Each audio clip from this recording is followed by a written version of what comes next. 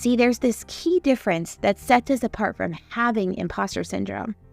And that is acknowledging both the things that we need to learn and the things we're already experts in. Hey there, my name is Vanessa Kaiser. I'm a ranch girl turned social worker turned business leader turned entrepreneur. I love to explore all things organization, leadership, growth, inspiration, and efficiency. There's a phrase we use a lot around here called rhythmic living, which I define as the continuous cycle of assessing what season of life we're in and how we create habits, routines, and processes that support our current season. This show is for business owners, leaders, mamas, aunties, sisters, and friends who want to grow and live inspired. Welcome to the Inspiring Heights podcast.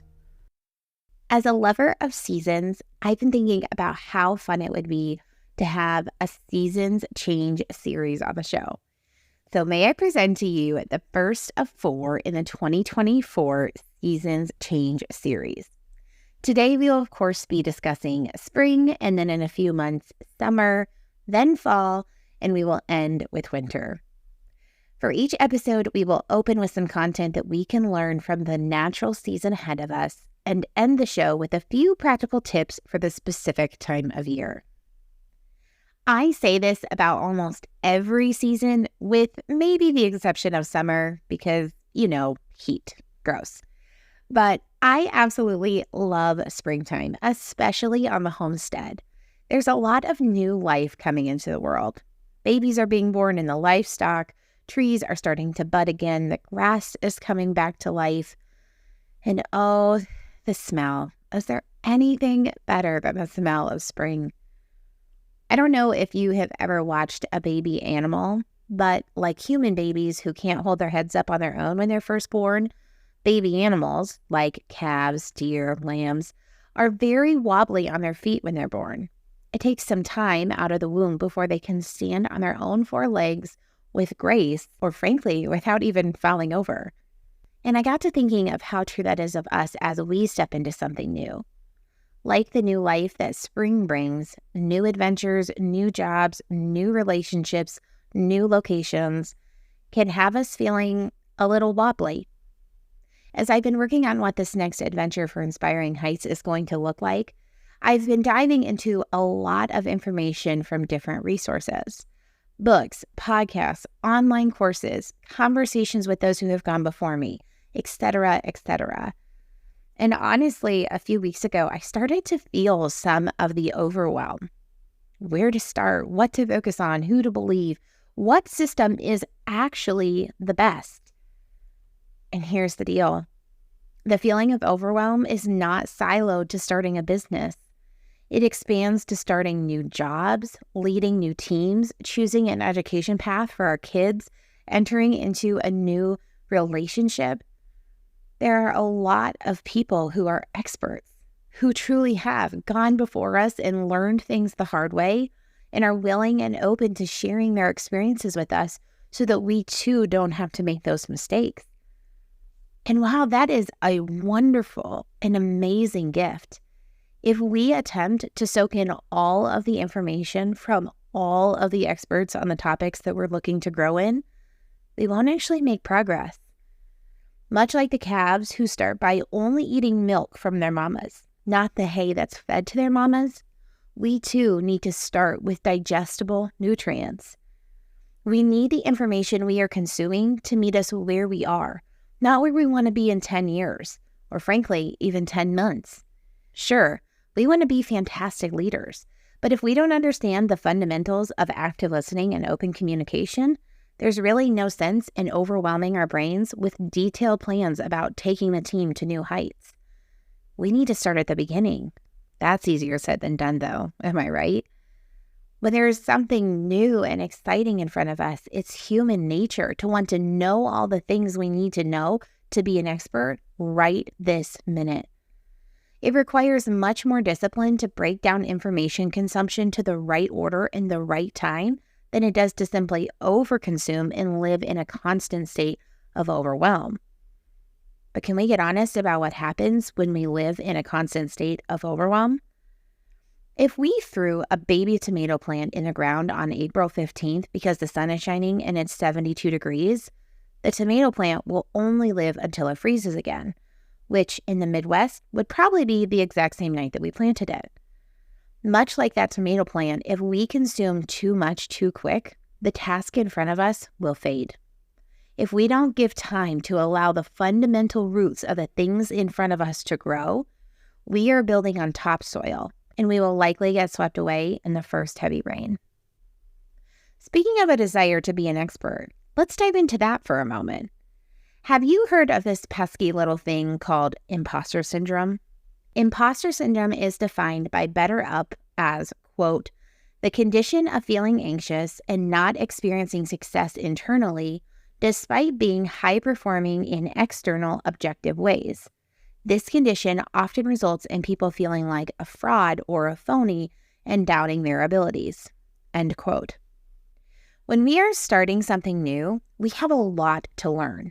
And just like the calves who take some time to get sturdy on their feet, so do we. That being said, most of the time as we are embarking on new adventures, we actually know something about what's in front of us. Maybe you're leading a new team and the team is new to you. Heck, the business might even be new to you, but leadership isn't. Or maybe you're building a new friendship. This friend is new to you, but being a friend in concept isn't new. So oftentimes, especially in the beginning phases of something unknown in front of us, we can fall into imposter syndrome.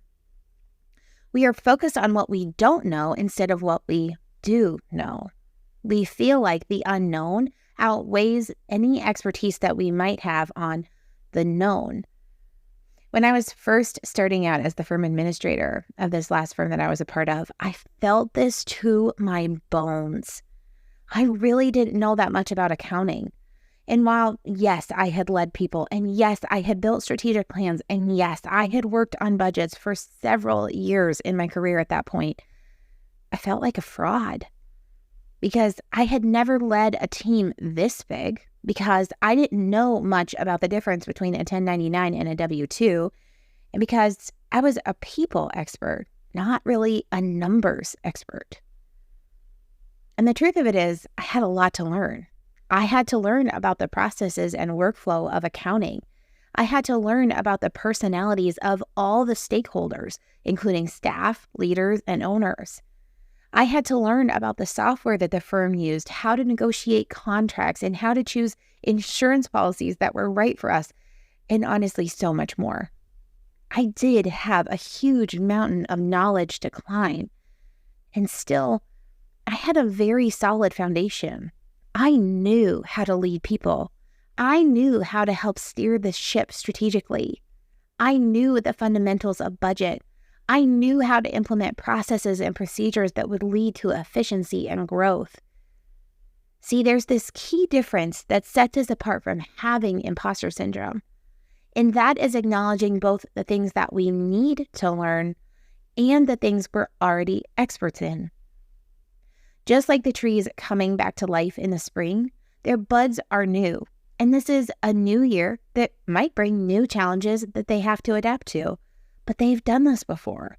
They understand the fundamentals of budding, growing, and then changing colors and freezing and going to rest for the winter. Friends, when we start something new, don't forget to acknowledge the place that you are already an expert. You are not a fraud. Acknowledge where you need to grow, acknowledge your expertise, and keep moving forward.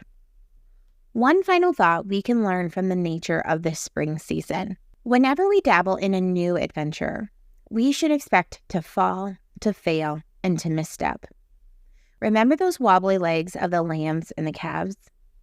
They work really hard to stand up, and then once they get up, they stumble around like a sailor getting off a ship he's been on for a year, just trying to get their land legs about them. They take a step, and they fall over. They get back up, they take 5 steps, and then they tumble. The process continues over and over again as they gain strength and balance to stand on their own.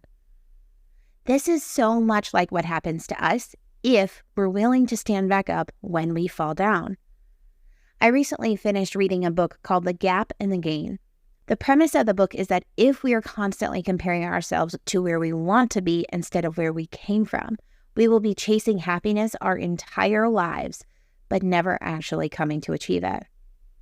If we fall down or make a mistake in business, in parenting, in relationships, what do you think would happen if instead of looking ahead and thinking, I shouldn't be here right now, I wanted to be up there. I wanted to have that corner office, be named supervisor, have X amount of money, have my kids reading at a grade level above what they are. What if we looked back and considered what we had overcome, learned, provided to our teams and our families? And then we stood back up and we made a plan for next steps and we tried again. I believe we would get our land legs, just like the calves do. And you know one of the best parts of watching a calf stand up? They run and jump in the pasture. It's almost like you're watching a baby cow dance. They are so happy. They didn't get it the first time. They probably landed in some cow poop along the way, but they knew if they just kept trying, they would stand up, they would run, and they would dance. And so can we. Okay, friends, let's take a few minutes to get practical. With the changing of any season, there are some really tangible things that we can do, consider, and plan for to help make the season ahead efficient and smooth. Here are 5 spring-specific practical tips. Number 1, spring schedules tend to mimic those of fall. They ramp up. We have been resting all winter, and as soon as the green grass starts to grow, so do our schedules. In our personal lives, spring sports, graduations, planning for summer activities, planting our gardens, cleaning our homes, and so much more are consuming a lot of our headspace. If you are a leader or supervisor, not only is this happening for you in your personal life, but it's also happening in the lives of your staff. As we move into this season, it can be really helpful to map out your schedule a bit. Consider any time that you might need to take off for the upcoming season. If you're a leader, check in with your team and remind them of sports and graduation and ask them to get their time requests in as well. This can help you plan workflow for the next few months. If you are a sole business owner, a homeschool mama, or a stay-at-home wife or mom, it can be helpful to look ahead at the next few months and consider if there are any dates that you need to block off from appointments or commitments. Number 2, identify areas you can batch. Spring is a great time to look at what you might need to do in the coming few months and look for opportunities to batch the tasks to create efficiency around it, which of course ultimately gives you time back to reinvest in those around you. For example, spring is graduation season. If you have friends, kids, family, or staff who are going to be graduating from school and are planning to get them a gift, make a list of all of those people, create a budget, and then batch shop for them. Whether you're going to the store in person or ordering on Amazon, having it all done at once checks a huge to-do item off that list. Number 3, spring is a natural time to reorganize. We do in our homes with our spring cleaning, right? We can open up the windows and let the sunshine and the fresh air penetrate our houses. And we don't need to limit spring cleaning to home. We can take it to work with us too. Spring is a great time to review some clunky processes with your team, clean out what isn't working, and get the new organized processes implemented. Number 4, spring is a good time for planning. I mean, seriously, when isn't? But it still snows in spring here in the Midwest, so we aren't planting our gardens yet, but we are for sure dreaming and planting them. The same is true in our business. If you run on a calendar year strategic plan, do a 90-ish day spring check-in. Make sure that you're on target, pivot where you need to, add or subtract from your goals, and reignite some passion for the coming months. This is a great opportunity for your team to connect and get a spark of inspiration for the season ahead. And finally, number 5, look ahead for new opportunities. As we come out of hibernation from the winter, it can be exciting to look ahead to this new season and the opportunities it might hold. Are there any changes that you're wanting to make in your life or your career? No matter how big or small, with a fresh sense of a new season, now is a good time to ponder them. Have a team that you're leading? Make space and time for them to share their dreams and aspirations with you. Make a plan for what next steps look like. Investing in your team is a surefire way to improve retention. Your staff knowing that you care about their futures and that you're willing to work with them to make their dreams a reality will have a significant impact on their loyalty to your company. Spring. What a glorious time of new life, fresh colors, and a deep breath of fresh air. As we transition into this season ahead, take some time to ponder what the nature of the season can teach us. Happy spring, my friends. And that's a wrap. Thanks so much for tuning in today. Do you have questions, comments, or insights on today's content? I would love to hear from you. You can DM me on Facebook or Instagram, or head over to our website, inspiringheights.org, and click on the Contact Us form. I will link all those locations here in the show notes. P.S. If you haven't already, I would love for you to leave a 5-star rating and a quick review of the podcast.